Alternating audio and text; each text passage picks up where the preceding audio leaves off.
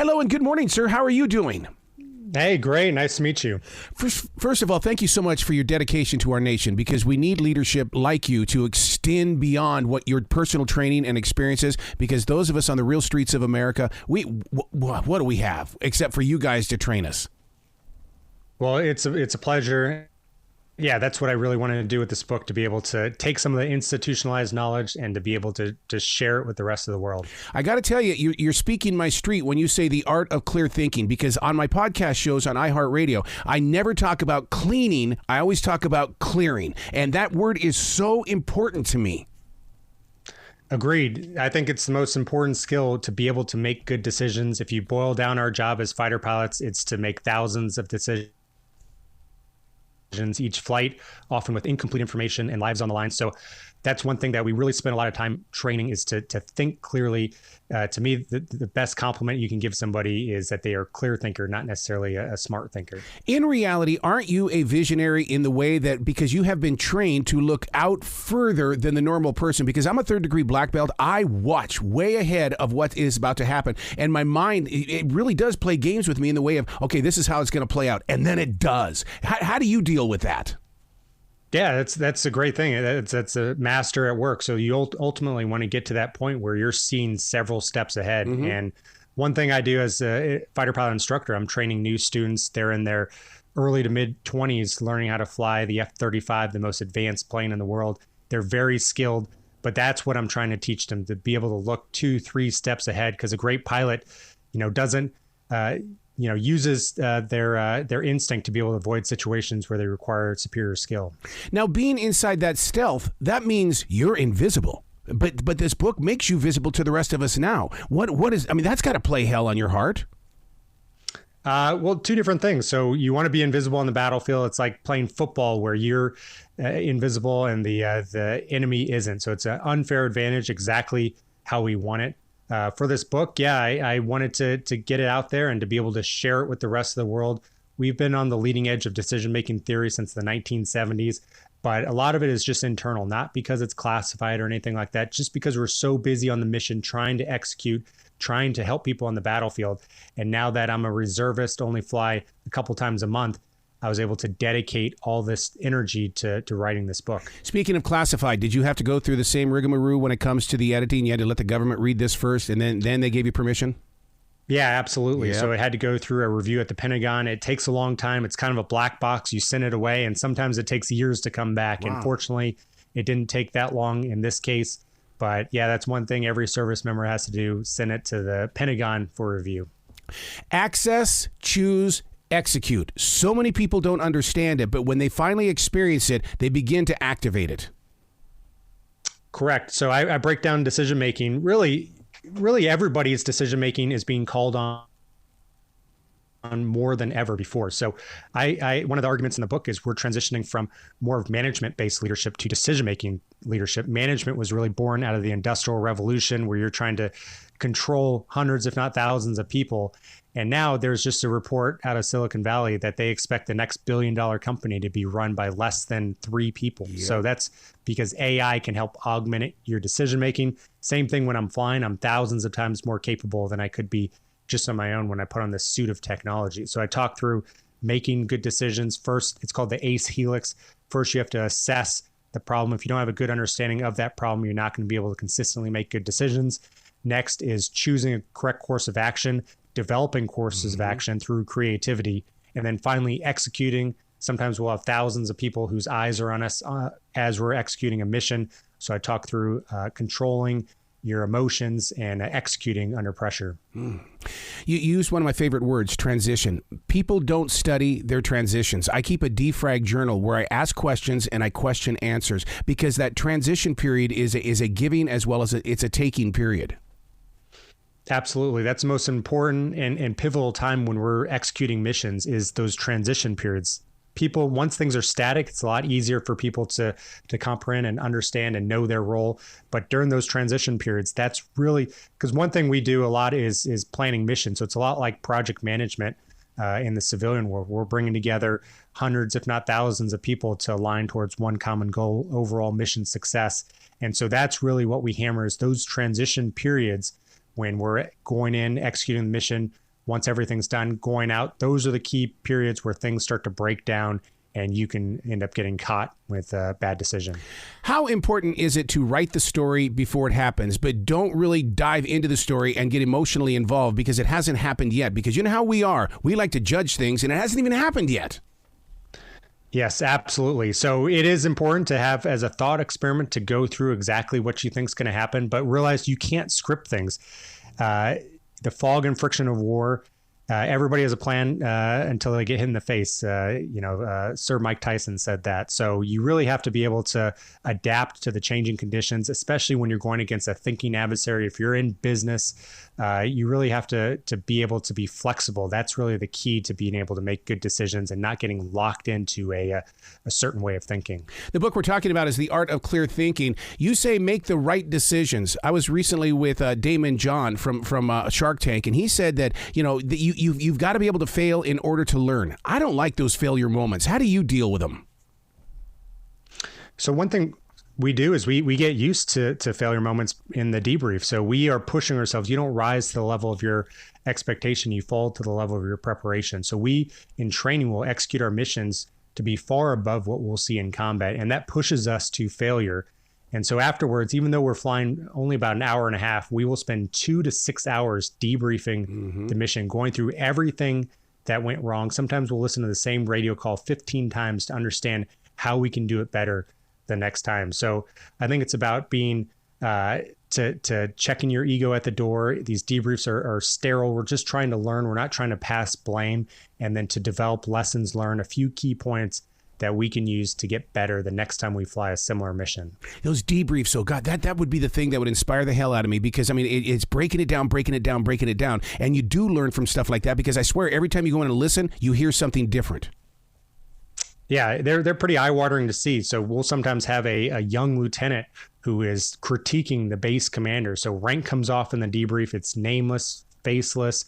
You are just focused on how can we get better. You're like a surgeon in there, analyzing everything that went wrong and how to do it better the next time. So I think that's really one of the important keys to fighter pilot success. And even though we spend 2 to 6 hours, I think it's one thing that the civilian world really needs to improve on. Just spending 5 minutes after any sort of project or event, just going through what are 3 things that we did well, what are 3 things that we can do better the next time. Yeah, see, I like building those bridges because it really helps you with clear thinking. Because, I always look at it as being like, look at your closet. If you go in there and clean out that closet, you're just going to throw stuff back into it again. But when you're clear thinking, you put things in their place. Or as I call it, creating folders so that I know where things can be found when I need them. Absolutely. It's asymmetric advantage. Clear thinking is critical, especially when you're dealing with complex situations, especially with uncertainty. You want to be a clear thinker. Again, that's the best and highest compliment that I think you can give somebody, that they're a clear thinker. They understand concepts well, how those all interlock together to be able to come up with a good solution. How do you find focus in a digital world? Because there's so much content out there that can poison your next decision. Yeah, so that's one of the topics I talk to in the book. I go through it through a story of Eisenhower. So Eisenhower chose to delay D-Day by a day and then execute, even though the weather was pretty poor. There's a very narrow window. So he was a master at being able to analyze what was important versus urgent. And so if you graph those together, you can form quadrants. And so I think that's the most important thing. There's a study I cite in there that if you can just write down what's urgent, what's important on your task list, you can be 60% more effective in terms of how you prioritize. So just understanding that, using the quadrant method that I talked to in the book, can really help you to see what's important, what's urgent, what are those emails that are just nagging at you, and what is true deep work that's going to help you to achieve your goals. The book we're talking about is The Art of Clear Thinking. Because I practice this is my daily discipline every day. The thing that I do find myself doing, though, is arguing with myself, and you've got to get control of that ego, don't you? Yeah, so I think a lot of people think fighter pilots are these like maverick characters that are just arrogant out there, but we've actually really focused on confidence and separating that from arrogance, because like I said, we're planning missions, we're bringing hundreds of people together. If you go in beating your chest saying that you're flying the best jet and these other aircraft, these intelligence, surveillance, reconnaissance aircraft are lesser pilots, that's not a great thing for a team. So So really for us, it's being able to bring the team together to make the sum greater than the parts. Because when we're flying, one misconception people have is it's like Top Gun. You're just sending up your best pilot against their best pilots, this 1v1 cage match. But really, it's more like a football team. You're sending up hundreds of aircraft, and it's multi-domain. So you have people in the space, cyber, on the ground, all working together against the enemy. And you want a synergistic effect. You want the sum to be greater than the parts. Man, to be in a room with that many creative spirits and people that have the ambition to save the world, basically, as well as our nation. I mean, how do you keep it into one solid line? You'd have to have that clear mind. That's the way I look at it. Yeah, as a mission commander, you have to be a clear thinker. You have a lot of type A personalities, a lot of other really smart people. So if you're not thinking clearly, you're going to get kind of torn apart. So it's really important to be able to work your way up to be that mission commander in terms of thinking as clear as possible. And like you said, you want to clear out the non-important things. So when we're flying, we call that our cross check. What are the important variables that we have to focus on? And one of the things in the book I talk about is focusing on variables that adhere to a power law. So most things that we look at in a day-to-day life, we've evolved to think linearly. You walk 30 steps, you're 30 steps away. But really, most of the variables, if you take it to the extreme, behave non-linearly, exponentially, or the law of diminishing return, or a long tail power law. So I go into each one of those and how they can drastically affect what's going on.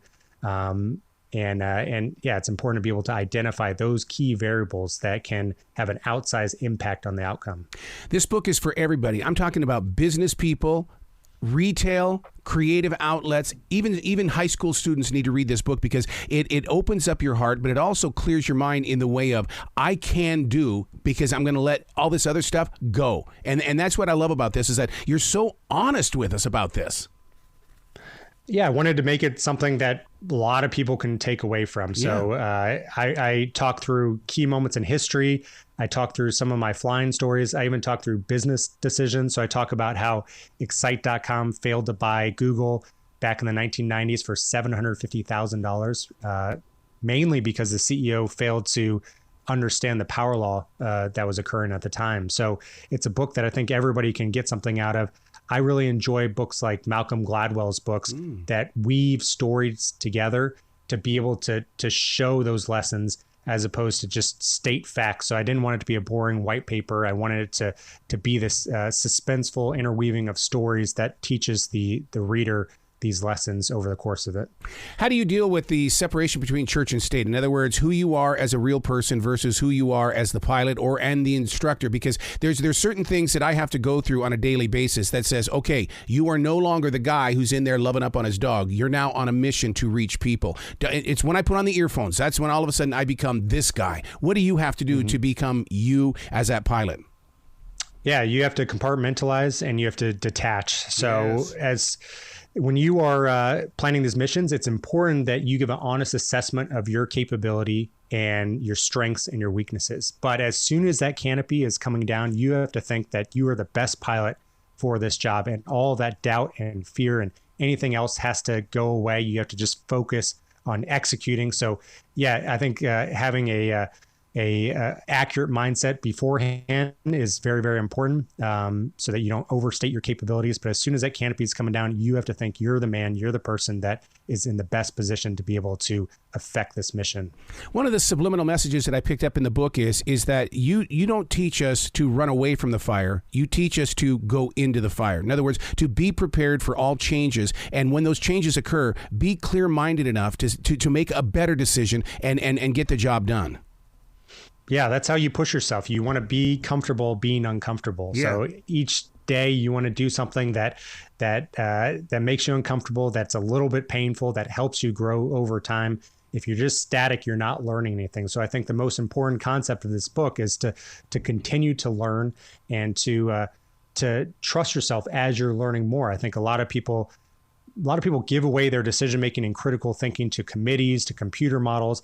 And one of the things I really want people to do with this book is to make a decision on their own first, hold themselves accountable, and then compare it to those committees, compare it to those computer models, because two things will happen. One, if you'll learn something, if that committee or computer model comes up with a better plan than you, or two, you can cross-check it and realize that something has something has made a mistake, especially with computer models. One variable can be off and it can throw the whole thing out of whack. So that's really what I want people to do, is to be able to trust themselves to make a decision and then to compare it to any sort of external aid.